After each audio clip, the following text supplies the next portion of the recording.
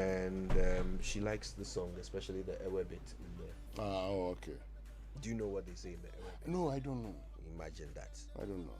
Imagine that. But I think that the London people will teach you. I think that what he's trying to say is that Abua only Diano.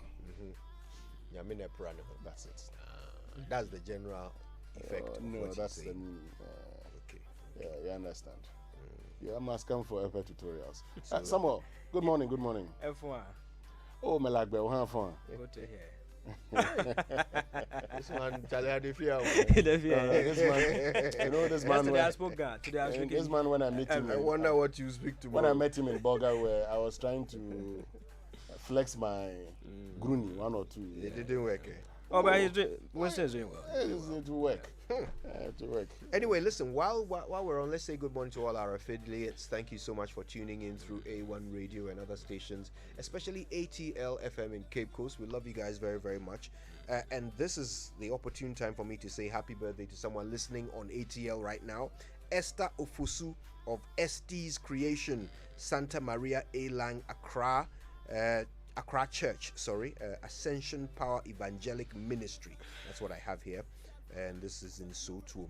And this is a birthday wish from Dada Jake of ATL FM, UCC Cape Coast. All right, let's get straight to it. Our inspirational song was brought to us by the kindness of Republic Bank, where the one for you, and Duraplast, where Duraplast goes, water flows. Well, let's learn how to say it right now. Brought to us by Koba Payment App, Koba Our Lives Simplified.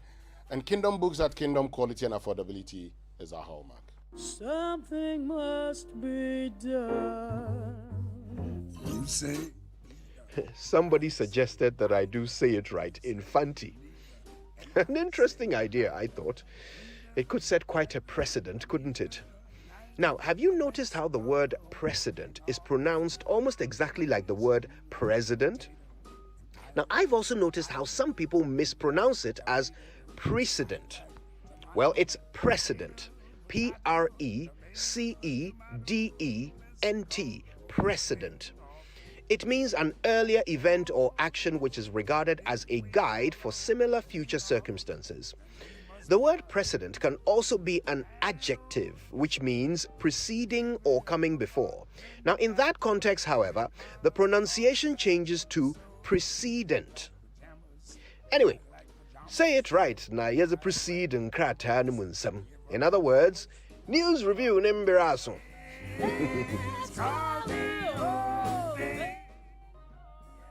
Well, how do you say precede in fancy? Precede, was it precede? Mr. Wara. What's your problem? I can't find him. I'm kind of fancy me then. I will kind of fancy me. Please, Infanti, English is allowed. I remember we used to go to the market, and there was this woman there called Auntie Donko. And anytime my mother would take me to Auntie Donko's stand, she could speak to me a whole passage of words, and there would be maybe 3 Fanti words in the whole thing. But I know she's speaking Fanti. But Kojo, do we have a language in Ghana that you speak without mixing up with English language? I'm sure all of them have, but Fanti just overdoes it. Maybe Auntie Donko can say, "Opocho school here, take away time. Not take away education seriously." How many Fanti words in there? I think Winston is tempted to speak Ghana or whatever. Anyway, let's get into the papers this morning. For those of us who'd read Ghanaian language at the secondary school as an elective, when you get into translation, you are not allowed code mixing. You're not allowed to, be pretending that you can add English and go away. And I remember one time we're giving a passage to translate from English into Ewe, and I saw asbestos and roofing sheets and all. I was asking myself, how do I do this? But the Chronicle for this morning says, asbestos you high. Bagming scolds Joyce for offensive conduct. You know why? Overturning his decision. Donation to Apiate Fund. But before then, let's get to 2 Corinthians. I'm sure you were waiting for this. Chapter 9, verse 7. Each of you should give what you have decided in your heart to give, not reluctantly or under compulsion, for God loves a cheerful giver. Donation to Apiate Fund. Oh, how? Your $4 million cash is peanuts Samuel Jinapo bluntly tells Chamber of Commerce. Now, let me get to, that particular story. That's an interesting story. Let me get to that particular story for you. As we talk about the Apiate Fund and how that amount is peanut. That's $4 million. $4 million. That's a lot of money, isn't it? Okay, well, so we're told that the Lands and Natural Resources Minister, Simon Abujinapo, has expressed his utter dissatisfaction with a cash donation of $4 million presented by the Ghana Chamber of Mines to the Apiate Support Fund. Received the donation, the minister thanked the chairman, particularly the four main contributors to the donation. He, however, expressed his disappointment and dissatisfaction with the amounts donated by the chamber. According to the minister, giving the membership of the chamber, the industry, they engaged in and their portfolio, the donation made was very insignificant, having regard to the destruction caused. Okay. And also on the front page here, how Agojo allegedly aided coup plot, and Operation Halt burns dozens of Galamsey excavators and a house. Commenda Sugar Factory to begin operations in April. That's the president. We'll be monitoring. By April, we'll be finding out whether it's operating. And the back page, Hearts Kotoko League matches postponed ahead of President's Cup clash. And Awako, Samir J40 others begin coaching course. So I have the Commander Sugar Factory taken off in April, according to President and Akufo-Addo. He said this when the chiefs from that area visited him. Lands Minister affirms at $4 million donation by Ghana Chamber of Mines. And when you read that particular headline, my question was, is it a matter of donation? What does the mining law say about when a mining company shirks or out of negligence commits havoc to society or an environment? Is it a matter of donation? Is there not a company that is responsible for that, devastation at Apiachi? Why should be government's responsibility to take it up? Isn't it the responsibility of that company to take the entire cost? Should it be just about donations from companies that the lands minister will have to be angry at the Chamber of Mines for donating $4 million, which he says is paltry? They fined a company, Maxam, $1 million, an administrative fine the Minister of Lands and Natural Resources would tell us.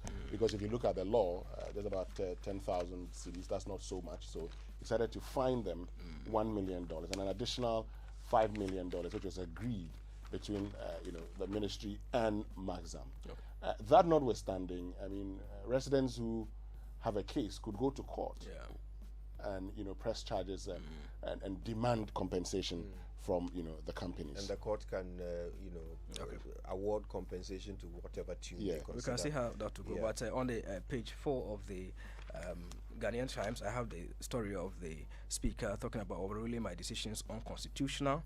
The Speaker of Parliament, Aban Sumani Kingsford Bagben, has berated his first Deputy Speaker, Joseph Osei-Wusu, for overruling his decision.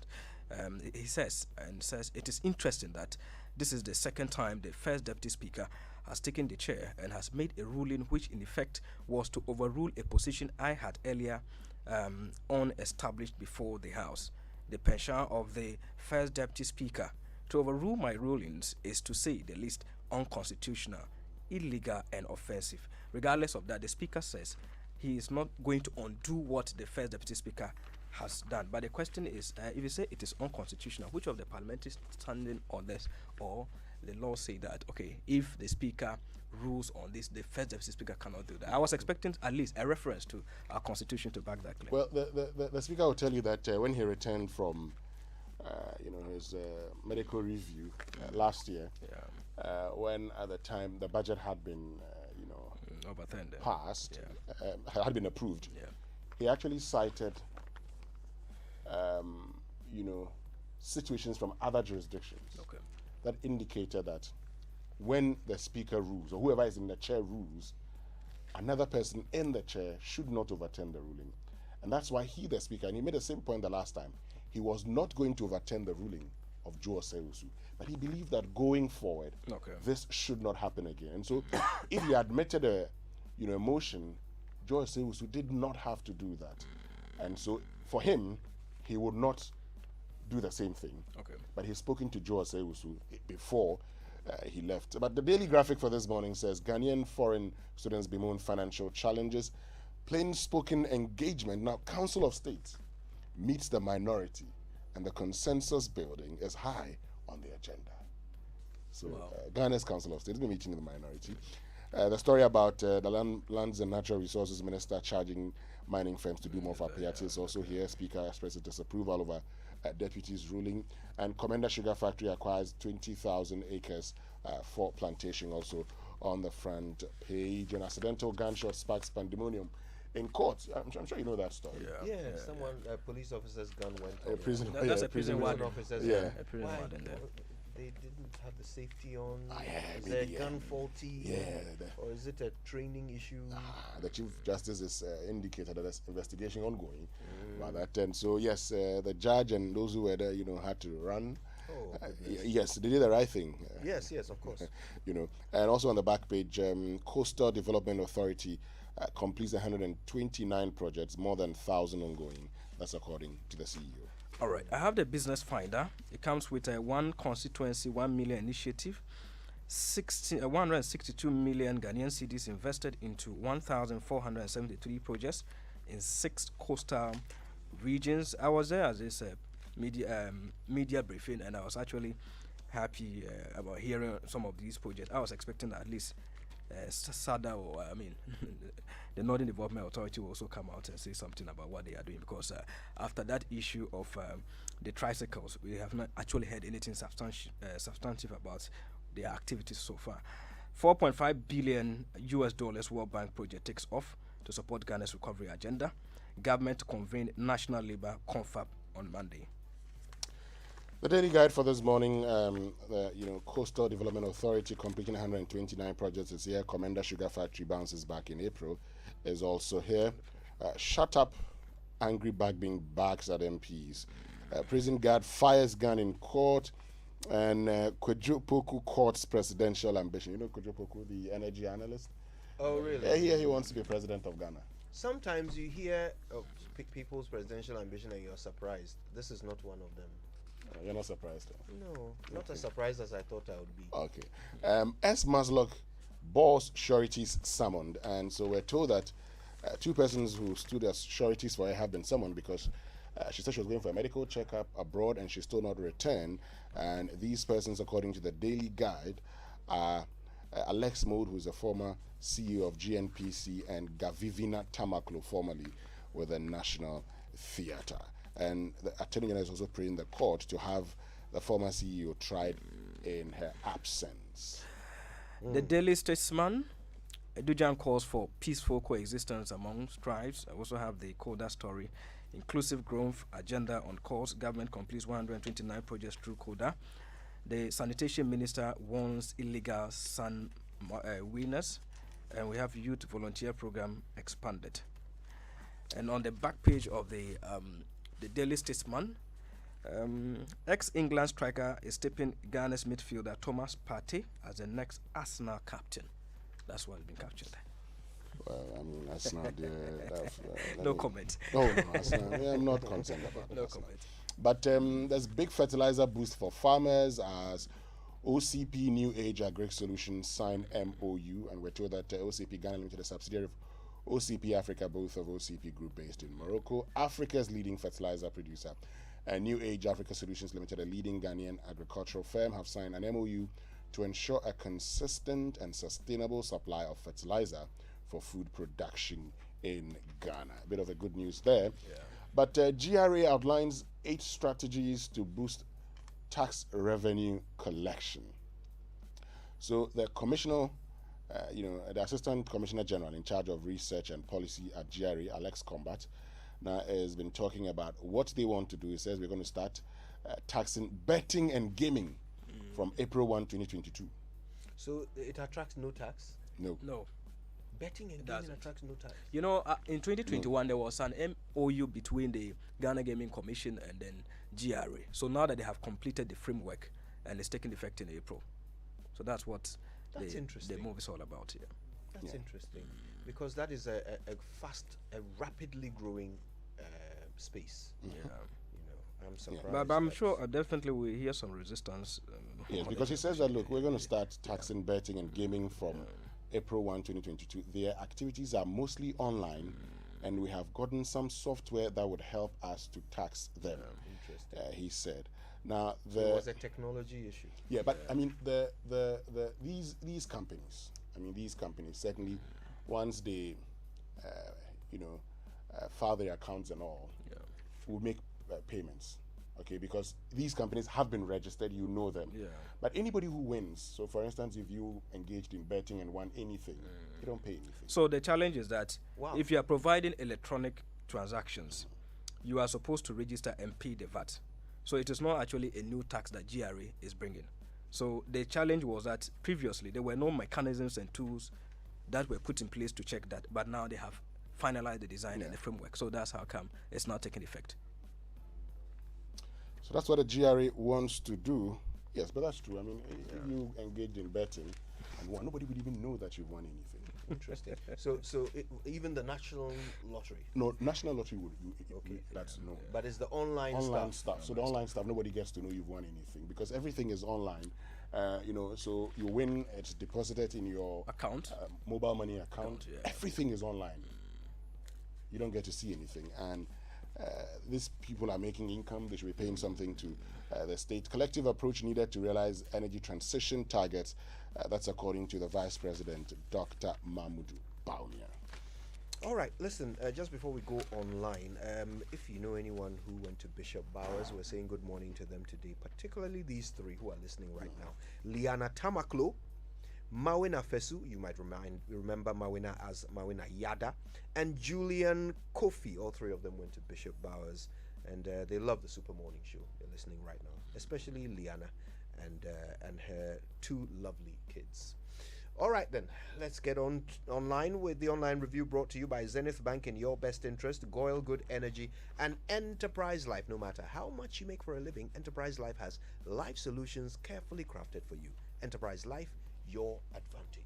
And Goyle has good news for you because Goyle is rewarding its prepaying Go Card customers with 2 pesos discount per liter on fuel. You also get to enjoy a discount on lubricants at Goyle stations nationwide. So elevate your goodness by joining Goyle Go Club today and enjoy up to 3 pesos per liter discount on fuel, an amazing discount on lubricant purchases, as well as a free life insurance cover provided by My Life Insurance. Join the Go Club by visiting Goyle stations or offices, Goyle website, registration.goyle.com.gh, and all Goyle social media platforms. So, Goyle Good Energy, Goyle Ya Yeti. Now, let's see what's online. You make me sick. I'll get MPs arrested and sent out. Speaker Bagbin fumes. He was really, really had it up to the gills yesterday. And details are on myjoyonline.com. Let's see what else is out there. City Newsroom has government shying away from IMF because of accountability, according to Nimoy Thompson. And on the BBC today, I bet it's something to do with Russia and Ukraine. What did I say? Ukraine. Russia has launched full-scale invasion, and Putin is telling the Ukrainian soldiers to go home. Don't attack Russian soldiers. Go home. Go home. Yeah, he says go home. We are here to keep the peace. So we should be worried as a country. This morning, Winston was bringing us up to date, having to do with Russia being one of the biggest, the second largest exporter of crude oil and refined petroleum products. Poor prices may go. Yeah, so Russia sneezes and Ghana catches a cold. All right, time for the BBC News brought to you by Fidelity Bank, Believe With Us, British Airways, and the Millennium Insurance, your trustworthy partner. February 28, 1948. On this day, 6 shots fired into a crowd of peaceful demonstrators will spark the uprising of the Gold Coast eventual independence from the British colonial rule and the formation of Ghana. Parable Studios, in collaboration with Animation Africa, presents 28th The Crossroads, the animated feature film recreating the event leading to the Christianborg Crossroads shooting incident. Come experience history unfold live on the big screens with Ghana's first animated feature film, 28th The Crossroads, premiering on the Silverbird Cinemas, Accra Mall on February 28th at 7 p.m. Rate is 50 Ghana cedis regular and 40 Ghana cedis for the early bird ticket. Tickets are available at Maxmart, Airport Shell, Bachona Total, and at Silverbird Cinemas. Dial *899*60# for short code purchase or visit www.studioparables.com for online purchase. 28th The Crossroads is a story of hope, determination, love, and tragedy with a sweet outcome.